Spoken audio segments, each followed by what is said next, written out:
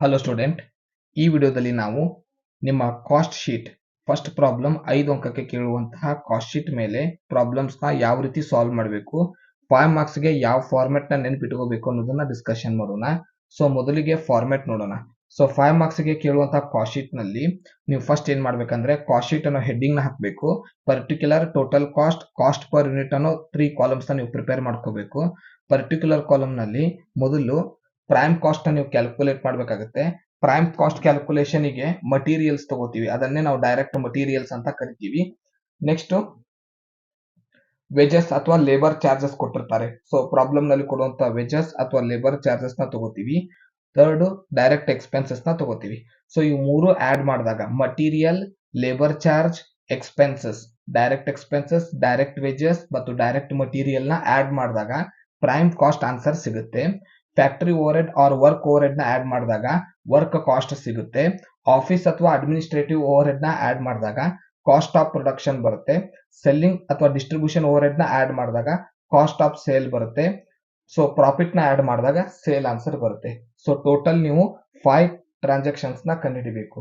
ಅಂದ್ರೆ prime cost, work cost, cost of production, cost of sale ಮತ್ತು sale. ಈ 5 transaction ನ ನೀವು ಕಂಡುಹಿಡಿಬೇಕಾಗುತ್ತೆ. ಸೊ ಇದಿಷ್ಟು 5 ಮಾರ್ಕ್ಸ್ ಗೆ ಸಿಂಪಲ್ ಫಾರ್ಮೆಟ್. ಸೊ ಇದೇ ಫಾರ್ಮೆಟ್ ಮೇಲೆ ಪ್ರಾಬ್ಲಮ್ ಕೇಳ್ತಾರೆ. ಸೊ ಈ ಫಾರ್ಮೆಟ್ ಪ್ರಕಾರ ಕ್ವಶನ್ ಏನಿರುತ್ತೆ, ಒಂದು ಎಕ್ಸಾಂಪಲ್ ಕ್ವಶನ್ ನೋಡೋಣ. ಸೊ ಕಾಸ್ಟ್ ಶೀಟ್ ಮೇಲೆ ಕೇಳುವಂತ ಪ್ರಾಬ್ಲಮ್, ಇಲ್ಲೊಂದು ಎಕ್ಸಾಂಪಲ್ ತಗೊಂಡಿದ್ದೀನಿ. Vijay gives you the following information, prepare cost sheet.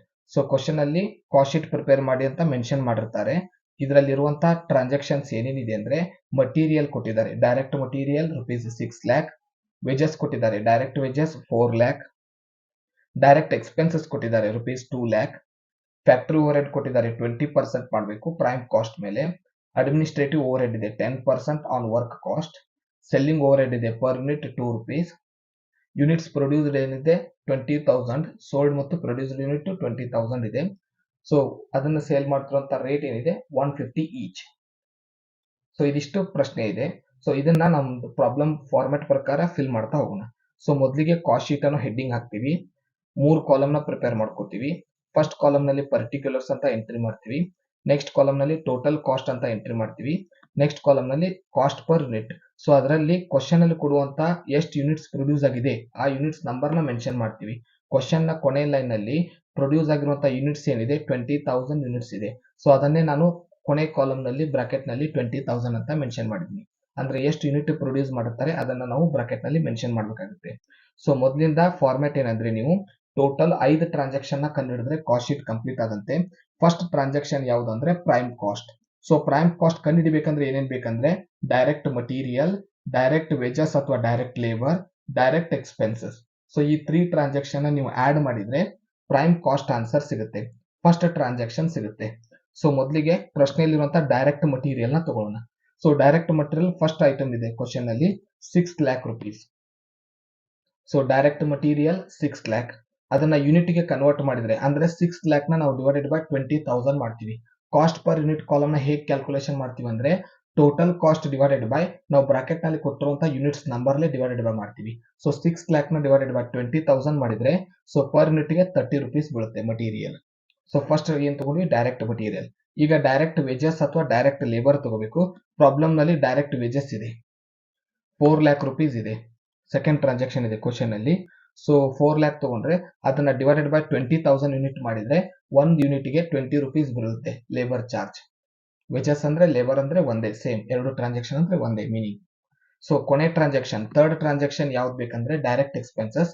So even direct expenses is also given in the question ₹2 lakh. So ಅದನ್ನ ತಗೊಂಡ ನಂತರ ₹10 ಬರುತ್ತೆ ಪರ್ ಯೂನಿಟ್ ಅದರದ್ದು. ಸೊ ಈಗ ಟೋಟಲ್ ಮಾಡ್ತೀವಿ, ಇದನ್ನೇ ನಾವು ಪ್ರೈಮ್ ಕಾಸ್ಟ್ ಅಂತ ಕರಿತೀವಿ. ಮಟೀರಿಯಲ್, ವೇಜಸ್ ಮತ್ತೆ ಎಕ್ಸ್ಪೆನ್ಸಸ್ ನ ಆಡ್ ಮಾಡಿದ್ರೆ ಫಸ್ಟ್ ಟ್ರಾನ್ಸಾಕ್ಷನ್ ಆನ್ಸರ್ ಬರುತ್ತೆ, ಅದನ್ನೇ ನಾವು ಪ್ರೈಮ್ ಕಾಸ್ಟ್ ಅಂತ ಕರಿತೀವಿ. ಸೊ ಪ್ರೈಮ್ ಕಾಸ್ಟ್ ಅದು ಕಾಸ್ಟ್ ಪರ್ ಯೂನಿಟ್ ಎಷ್ಟಾಗುತ್ತೆ ಅಂದ್ರೆ 3 ಟೋಟಲ್ ಮಾಡಿದಾಗ 60 ಬಂದಿದೆ. ಸೊ ಈಗ ಒಂದ್ ಆನ್ಸರ್ ಕಂಡಿಡಿದ್ವಿ ಪ್ರೈಮ್ ಕಾಸ್ಟ್. ನೆಕ್ಸ್ಟ್ ಯಾವ್ದು ಆನ್ಸರ್ ಬರಬೇಕು, ವರ್ಕ್ ಕಾಸ್ಟ್ ಆನ್ಸರ್ ಬರಬೇಕು. ಸೊ ಯಾವಾಗ ವರ್ಕ್ ಕಾಸ್ಟ್ ಆನ್ಸರ್ ಬರುತ್ತೆ ಅಂದ್ರೆ ಕ್ವಶನ್ ಅಲ್ಲಿ ಕೊಡುವಂತ ಫ್ಯಾಕ್ಟರಿ ಅಥವಾ ವರ್ಕ್ ಓವರ್ ಹೆಡ್ ನ ತಗೋಬೇಕಾಗುತ್ತೆ. So factory overhead problem ನಲ್ಲಿ ಏನಿದೆ 4ನೇ ಲೈನ್ ನೋಡಿ ಕ್ವಶನ್ ನ, factory overhead 20% on prime cost. ನಮ್ದು ಪ್ರೈಮ್ ಕಾಸ್ಟ್ ಆನ್ಸರ್ ಎಷ್ಟು ಬಂದಿದೆ 12 lakh ಬಂದಿದೆ. ಸೊ 12 lakh ಮೇಲೆ ನಾವು 20% ಮಾಡಿದಾಗ 2,40,000 ಬರುತ್ತೆ. 12 ಲ್ಯಾಕ್ ನಮ್ದು ಪ್ರೈಮ್ ಕಾಸ್ಟ್ ಆನ್ಸರ್ ಬಂದಿದೆಯಲ್ಲ ಅದ್ರ ಮೇಲೆ 20% ಮಾಡಬೇಕು. ಯಾಕಂದ್ರೆ ಕ್ವಶನ್ ಅಲ್ಲಿ ಆ ರೀತಿ ಮೆನ್ಷನ್ ಆಗಿದೆ 20% on prime cost. So prime cost ಮೇಲೆ 20% ಮಾಡಿದೀವಿ, 2,40,000 ಬರುತ್ತೆ. ಸೊ ಆ 2,40,000 ಡಿವೈಡೆಡ್ ಬೈ 20,000 ಮಾಡಿದಾಗ 1 ಯೂನಿಟ್ಗೆ 12 ರುಪೀಸ್ ಬರುತ್ತೆ. ಈಗ ಆನ್ಸರ್ ಬಂದಿದ್ದು ವರ್ಕ್ ಕಾಸ್ಟ್, ಅಂದ್ರೆ ಪ್ರೈಮ್ ಕಾಸ್ಟ್ಗೆ ನಾವು ಫ್ಯಾಕ್ಟರಿ ಓವರ್ ಹೆಡ್ ನ ಆಡ್ ಮಾಡ್ತೀವಿ. 14,40,000 ಆಗುತ್ತೆ, ಪರ್ ಯೂನಿಟ್ 72 ಆಗುತ್ತೆ. ಸೊ ಸೆಕೆಂಡ್ ಸ್ಟೆಪ್ ಕಂಪ್ಲೀಟ್ ಆದಂತೆ, ವರ್ಕ್ ಕಾಸ್ಟ್ ಆನ್ಸರ್ ಕಂಡಿಡಿದ್ವಿ. ಈಗ ನೆಕ್ಸ್ಟ್ ಏನ್ ಕಂಡಿಡಿಬೇಕಂದ್ರೆ ಆಫೀಸ್ ಓವರ್ ಹೆಡ್ ನ ಆಡ್ ಮಾಡಿ ಕಾಸ್ಟ್ ಆಫ್ ಪ್ರೊಡಕ್ಷನ್ ಅಂತ ಕಂಡುಹಿಡಿತೀವಿ. So next administrative overhead ಅಥವಾ ಕ್ವಶನ್ ಅಲ್ಲಿ ಆಫೀಸ್ ಓವರ್ ಹೆಡ್ ಅಂತ ಕೊಟ್ಟಿರ್ತಾರೆ, ಎರಡು ಅಂದ್ರೂ ಒಂದೇ. ಸೊ ಅಡ್ಮಿನಿಸ್ಟ್ರೇಟಿವ್ ಓವರ್ ಹೆಡ್ ಏನಿದೆ ಪ್ರಶ್ನೆಯಲ್ಲಿ 10% ಆನ್ ವರ್ಕ್ ಕಾಸ್ಟ್ ಅಂತ ಇದೆ. ಈಗ ತಾನೇ ನಾವು ಟೋಟಲ್ ಮಾಡಿ ವರ್ಕ್ ಕಾಸ್ಟ್ ಆನ್ಸರ್ ಕಂಡು ಹಿಡಿದಿದ್ದೀವಿ. 14,40,000 ಬಂದಿದೆ, ಅದ್ರ ಮೇಲೆ 10% ಮಾಡಿದ್ರೆ 1,44,000 ಬರುತ್ತೆ. ಸೊ ಆ 1,44,000 ಡಿವೈಡೆಡ್ ಬೈ 20,000 ಯೂನಿಟ್ ಮಾಡಿದ್ರೆ 7.2 ಪರ್ ಯೂನಿಟ್ ಬರುತ್ತೆ. ನೆಕ್ಸ್ಟ್ ಏನ್ ಕಂಡು ಹಿಡಿಬೇಕಂತ ಅಂದ್ರೆ ಇದು ಟೋಟಲ್ ಮಾಡಿದಾಗ ಕಾಸ್ಟ್ ಆಫ್ ಪ್ರೊಡಕ್ಷನ್ ಬರುತ್ತೆ 15,84,000. ಟೋಟಲ್ ಮಾಡಿದಾಗ 79.2 ರುಪೀಸ್ ಆಯ್ತು ಪರ್ ಯೂನಿಟ್. ಈಗ 3 ಆನ್ಸರ್ ಆಯ್ತು. ಸೊ ಟೋಟಲ್ ಏನ್ ಹೇಳಿದೆ 5 ಆನ್ಸರ್ ಕಂಡುಹಿಡಿಬೇಕು. ಪ್ರೈಮ್ ಕಾಸ್ಟ್ ಆಯ್ತು, ವರ್ಕ್ ಕಾಸ್ಟ್ ಆಯ್ತು, ಕಾಸ್ಟ್ ಆಫ್ ಪ್ರೊಡಕ್ಷನ್ ಆಯ್ತು. ಈಗ ಕಾಸ್ಟ್ ಆಫ್ ಸೇಲ್ ಅಥವಾ ಕಾಸ್ಟ್ ಆಫ್ ಗೂಡ್ಸ್ ಸೋಲ್ಡ್ ಅದನ್ನ ಕಂಡುಹಿಡಿಬೇಕು. ಅದನ್ನ ಹೇಗೆ ಕಂಡುಹಿಡಿತೀವಿ ಅಂದ್ರೆ ಕ್ವಶನ್ ಅಲ್ಲಿ ಕೊಟ್ಟಿರುವಂತ ಸೆಲ್ಲಿಂಗ್ ಓವರ್ ಹೆಡ್ ನ ಆಡ್ ಮಾಡ್ತೀವಿ. ಈ ಪ್ರಶ್ನೆಯಲ್ಲಿ ಸೆಲ್ಲಿಂಗ್ ಓವರ್ ಹೆಡ್ ನೋಡಿ, ಲಾಸ್ಟ್ ಇಂದ ಉಲ್ಟಾ ಎರಡನೇ ಲೈನ್ ನೋಡಿ, selling over head ₹2 per unit ಇದೆ. ಅಂದ್ರೆ ಇದನ್ನ ಪರ್ ಯೂನಿಟ್ ಅಮೌಂಟ್ ಕೊಟ್ಟಿದ್ದಾರೆ. ನಾವು ಯೂನಿಟ್ಸ್ ನ ಇಂಟು ಮಾಡಿದಾಗ ಅದು ಅಮೌಂಟ್ ಆಗುತ್ತೆ.